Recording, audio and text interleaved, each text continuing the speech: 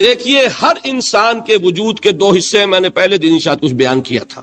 ایک خاکی وجود اور اینیمل بینگ جو حیوان ہے ہمارا، ایک وہ روح ربانی جو اس میں پھونکی گئی. آدم میں جب وہ روح پھونکی گئی تب وہ مسجود ملائک بنے. فَإِذَا سَوَّيْتُهُ وَنَفَخْتُ فِيهِ مِن رُوحِي فَقَعُوا لَهُ سَاجِدِينَ. دو جگہ آئے تھے قرآن مجید میں ایک شوشے کے فرق کے بغیر، سورہ حجر اور سورہ صاد. جب میں اس کو پوری طرح تیار کر لوں اور اس میں اپنی روح میں سے پھونک دوں تو گر پڑنا اس کے سامنے سجدے. ہمارا جو خاکی وجود ہے وہ ظلمانی ہے اور جو ہمارا روحانی وجود ہے وہ نورانی ہے. اس کی نسبت کس سے ہے؟ اللہ سے. بات سمجھ میں آئی؟ لیکن ہم نے اپنے اس نورانی وجود کو اپنے خاکی ظلمانی وجود میں دفن کیا ہوا ہے، اور محمد الرسول اللہ صلی اللہ علیہ وسلم کا وہ نورانی وجود آپ کے اس خاکی وجود پر اس درجے غالب تھا کہ وہ خاکی وجود معدوم کے درجے میں ہے، لیکن وہ حضور صلی اللہ علیہ وسلم پر اثر انداز نہیں ہو سکتا. وہی خاکی وجود ہے جسے ہم نفس کہتے ہیں. نفس غلبہ کر سکتا ہے محمد پر صلی اللہ علیہ وسلم. حضور کی شخصیت کی نورانیت نے آپ کی شخصیت کے خاکی وجود کا احاطہ کیا ہوا. ہماری شخصیت کی ظلمانیت نے ہماری اس نورانیت کو گل کیا، دفن کیا ہوا، چھپایا ہوا. بس یہ فرق ہے. انہیں آپ کہہ لیں نور، صحیح ہے، ان کی نورانیت غالب ہے. یہی بات ہے جو حضور نے اس طرح سمجھائی. دیکھو ہر انسان کے ساتھ ایک شیطان ہوتا ہے. اب کسی صحابی نے بڑی جرت سے کام لیا، پوچھ لیا حضور کہ آپ کے ساتھ بھی ہے؟ ہر انسان کے ساتھ جو کہا نا، تو انسان تو ہے آپ بھی، جو کہ آپ کے ساتھ بھی ہے. آپ نے فرمایا ہے، لیکن میں نے اسے مسلمان کر رکھا. بات ختم ہو گئی. نفی نہیں ہے، وہ میرے تابع ہے، میرا مطیع ہے، مجھے گدن نہیں پہنچا سکتا. ہے تو صحیح، لیکن نہ ہونے کے درجے میں آ گیا کہ نہیں. یہ ہے فرق سارا. اور میں یہاں پہ کوٹ کرنا چاہتا ہوں ایک بہت بڑے بریلوی مکتب فکر کے عالم دین صاحب زادہ، نام میرے ذہن سے ایک دم اتر گیا، فیض الحسن. اللہ تعالیٰ ان کی خطاؤں سے درگزر فرمائے، ان کی مغفرت فرمائے. آپ نے سنا ہوگا نا. انہوں نے ایک روز تقریر کی جو میں نے سنی، اور تقریر کہاں کی؟ ساہیوال میں. وہاں کا ایک بہت مشہور چوک ہے، مہاجرین، مسجد مہاجرین کہلاتی ہے، وہاں تقریر تھی ان کی، میں نے سنی. ان کے الفاظ یہ تھے کہ کیا آپ لوگ ہمیں جاہل سمجھتے؟ کیا ہمیں عربی نہیں آتی؟ کیا ہم نے قرآن نہیں پڑھا جس میں بار بار یہ لکھا ہوا ہے کہ حضور بشر ہیں؟ حضور بشر ہیں، لیکن اصل میں ہم حضور کی بشریت کو نمایاں کرنے کو سوء ادب سمجھتے ہیں. بات سمجھیے آپ نے، اس قدر پیاری بات ہے. انہوں نے کہا کہ آپ کے باپ کا نام کیا ہے؟ عبد الرحمان. آپ عبد الرحمان کہہ کے پکارتے ہیں انہیں؟ ابا جان. ابھی آپ نے وہ آیات سنی، حضرت ابراہیم نے اپنے مشرک باپ کو یا ابت یا ابت، بڑا پیارا ترجمہ کیا. ابا جان، ابا جان، کیا نام لیں گے؟ آپ کے باپ کا نام ہے، نام نہیں لیتے آپ. کیوں؟ ادب کی وجہ سے. اسی وجہ سے ہم در حقیقت حضور کی بشریت کو نمایاں کرنے کو سوء ادب سمجھتے ہیں، ورنہ کوئی ہم جاہل ہیں، ہمیں عربی نہیں آتی، ہم نے قرآن نہیں پڑھا، جانتے ہیں کہ وہ بشر. بات سمجھ میں آئی؟ کتنی آسانی سے مسئلہ حل ہوتا ہے، بشرطے کہ نیت حل کرنے کی ہو. آخر آمنہ کے بیٹے ہیں، عبداللہ کے بیٹے ہیں، عبد المطلب کے پوتے ہیں. بچپن آپ پر گزرا ہے، لڑکپن آپ پر گزرا ہے، نوجوانی آپ پر آئی ہے، جوانی آپ پر آئی ہے، شادی آپ نے کی ہے، اولاد آپ کی ہے. کون بے وقوف احمق ہوگا کہ جو آپ کی بشریت کا انکار کرے گا؟ لیکن یہ کہ جس طریقے سے اس کو بیان کیا جاتا ہے وہ ایک مسئلہ بن گیا اختلافی، وہ رد و قضا اور کھینچ تان. اور اس میں بھی سمجھ لیجئے مثلکم پر جو ایمفیسس بعض حضرات دے دیتے ہیں اپنے توحیدی، جو ان کے اندر ایک مزاج ہے، اللہ تعالیٰ ان کے مزاج کو اور پختہ کرے، لیکن اس میں بھی مبالغہ کیا جاتا ہے. ایک حدیث مجھ سے سنیے جس میں حضور نے مثل کا انکار کیا. مثلکم کا مطلب اگر کسی نے یہ سمجھا کہ بالکل ہم جیسے ہیں تو بہت بڑی مغالطے میں. حضور صوم وصال سے منع فرماتے تھے، خود رکھتے تھے. صوم وصال کیا ہے؟ آج روزہ رکھا، شام کو افطار نہیں کیا، وہی روزہ رات بھر چل رہا ہے، اگلے دن بھی چل رہا ہے، شام تک کو جا کے پھر کھولا تو 2 دن کا صوم وصال ہو گیا. اگلے دن بھی نہیں کھولا، چلا تو 72 گھنٹے کا صوم وصال ہو گیا. یہ کیا ہے؟ صوم وصال. خود رکھتے تھے اور صحابہ کو روکا. صحابہ میں سے کسی نے ہمت کر لی، حضور آپ خود رکھتے ہمیں روکتے. فرماتے ہیں ایکم مثلی، تم میں سے کون مجھ جیسا ہے؟ ابھی تو عند ربی، میں تو اپنے رب کے پاس رات گزارتا ہوں. وہ یطعمنی ویسقین، وہ مجھے کھلاتا ہے پلاتا ہے. بتائیے کون ہے جو اس کا دعویٰ کرے گا؟ حضور کے خصائص ہیں. حضور خود فرماتے ہیں تم صرف سامنے سے دیکھتے ہو، میں پیچھے سے بھی دیکھتا ہوں. کہاں ہوا وہ مثلیت؟ اگر آپ نے بالکل اپنے جیسا سمجھ لیا تو بڑے مغالطے میں ہیں۔ نبی کا مقام ہے، نبی کا رتبہ ہے، نبی کے خصائص ہیں۔ آپ سو گئے تو آپ کی نیند، آپ کی وضو ٹوٹ گئی اور نبی سو گیا تو کہاں گئی مثلیت؟ پھر مثل اس معنی میں کہ بشر ہیں، نسل آدم سے ہیں، اس میں کوئی شک نہیں، اس معنی میں مثل ٹھیک ہے، قل انما انا بشر مثلکم، لیکن ہر اعتبار سے تو نہیں۔ سب سے بڑا فرق یہی ہے کہ وہی آ رہی ہے، معراج پہ تشریف لے گئے ہیں، اس دنیا میں بیٹھے ہوئے بھی جنت کا مشاہدہ فرما لیتے ہیں، کرا دیا جاتا ہے، دوزخ کا مشاہدہ کرایا جاتا ہے، فرشتے کو دیکھ رہے ہیں، یہ چیزیں ہیں۔ اور پھر خصائص جیسا کہ میں نے عرض کیا کہ آپ پیچھے سے بھی دیکھتے ہیں۔ آپ کا معاملہ یہ ہے کہ آپ اگر سو جائیں تو آپ کا وضو نہیں ختم ہوگا۔ یہ ساری چیزیں جو ہے ان سب کو بیلنس کیجئے تو معلوم ہوگا کہ آپ بشر بھی ہیں 100% درست، لیکن آپ کی وہ نورانیت، آپ سراج منیر، ہدایت کا روشن چراغ، آپ کی جو روح انور ہے وہ آپ کے اس جسدی وجود پر اس طریقے سے حاوی ہے کہ گویا کہ اس نے اس کی ظلمانیت کو ختم کر کے رکھ دیا۔ اس معنی میں کوئی کہے نور مجسم تو مجھے کوئی اعتراض نہیں۔ یہ ہے ان چیزوں کو جمع کرنے کی شکل، خام خواہ کی کھینچتان کے سوا کچھ نہیں۔ بہرحال یہ پہلا حصہ ختم ہوا، شرک فی الذات۔ اب آئیے شرک فی الصفات۔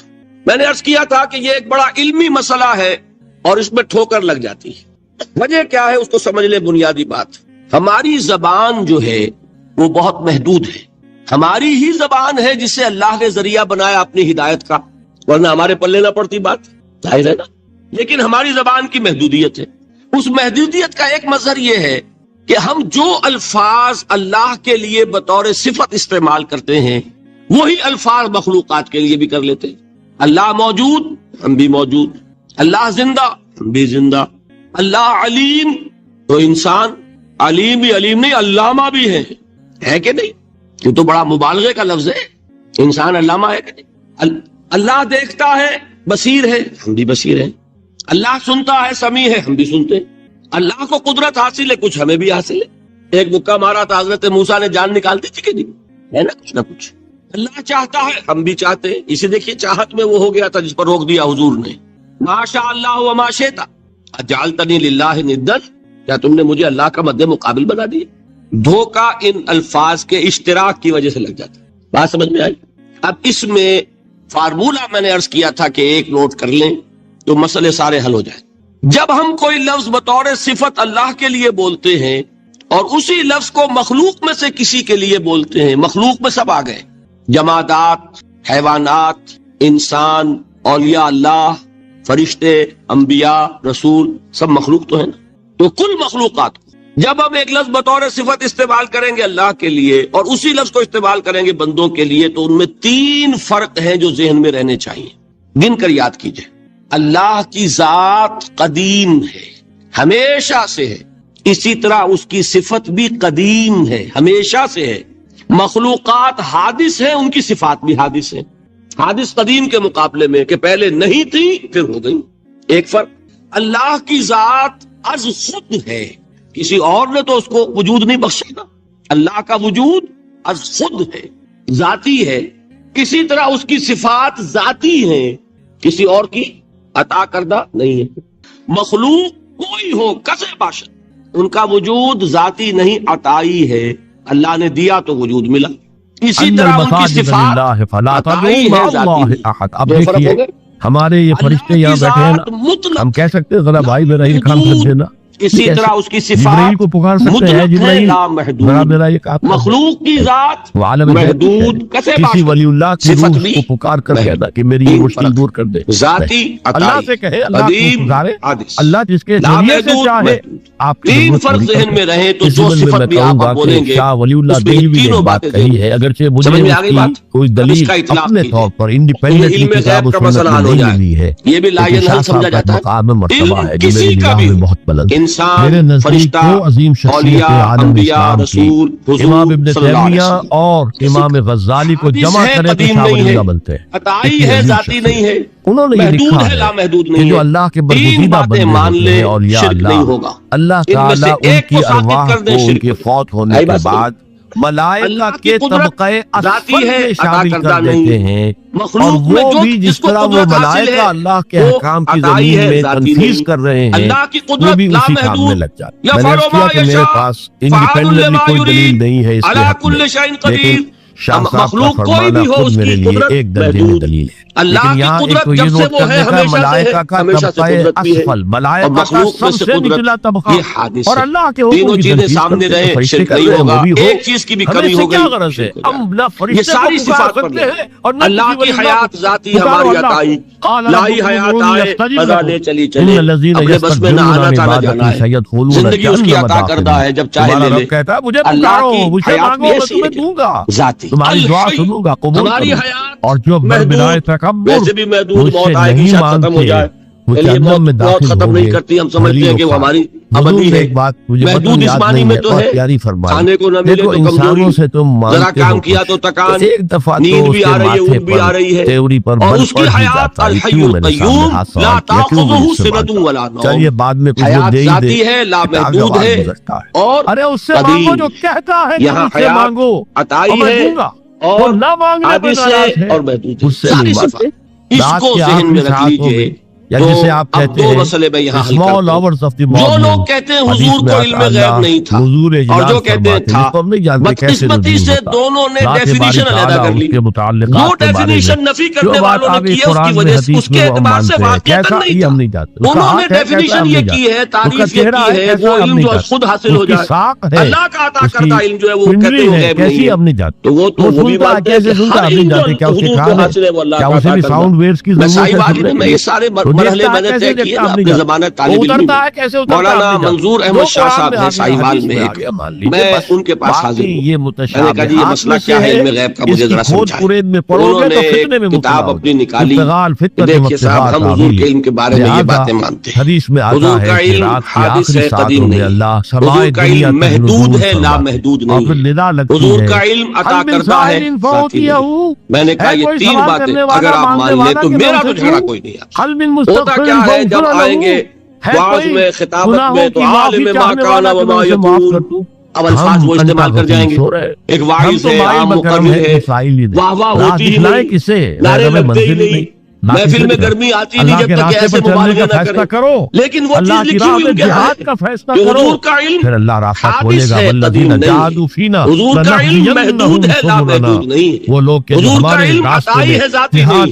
ان تینوں چیزوں کے بعد کوئی بڑے سے بڑا وہابی اور بڑے سے بڑا اہل حدیث بھی انکار نہیں کرتا۔ باقی یہ بات جان لیجئے کہ غیب اور حضور یا شہادہ یہ در حقیقت عام انسانوں کے اعتبار سے الفاظ استعمال ہوئے۔ جب قرآن میں کہا جاتا عالم الغیب والشہادہ، اللہ غیب اور جو ظاہر ہے یا موجود ہے سب کا جاننے والا ہے، تو مجھے بتائیے اللہ کے لیے کوئی غیب ہے؟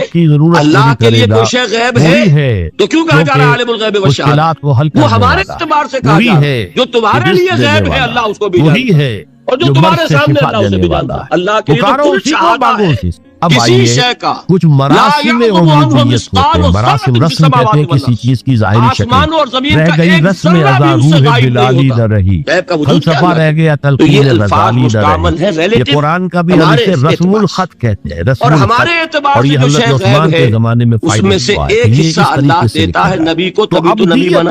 فرشتے کو دیکھا، فرشتہ ہمارے لیے غیب ہے، جنت دکھائی کہ نہیں دکھائی ہمارے لیے غیب ہے کہ نہیں، دوزخ کا مشاہدہ کرایا کہ نہیں کرایا ہمارے لیے وہ غیب ہے کہ نہیں۔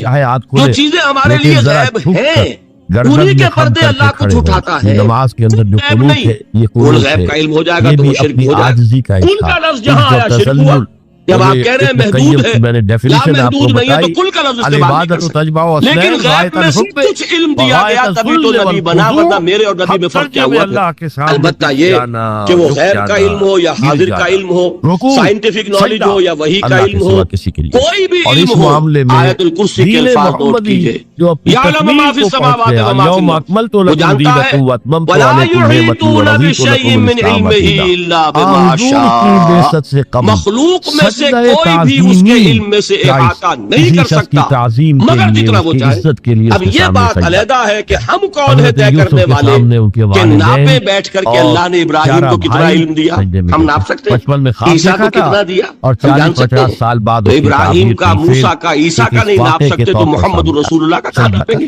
یہ پاگل پن ہے، یہ ہے جو غلطی ہوتی ہے. ہم کون ہے طے کرنے والے؟ پر شریعت مکمل، توحید مکمل، اب ہر نوع کا سجدہ حرام مطلق ہے سوائے اللہ کی کسی کو. ہمارے مسلمانوں نے بھی اپنے دور ملوکیت میں سجدہ تعظیمی شروع کرا. عدالت کے اندر بادشاہ کے دربار میں جا رہے تو سجدہ سر جھکا کر رکوع کی حالت میں، یا آپ کے پڑوس میں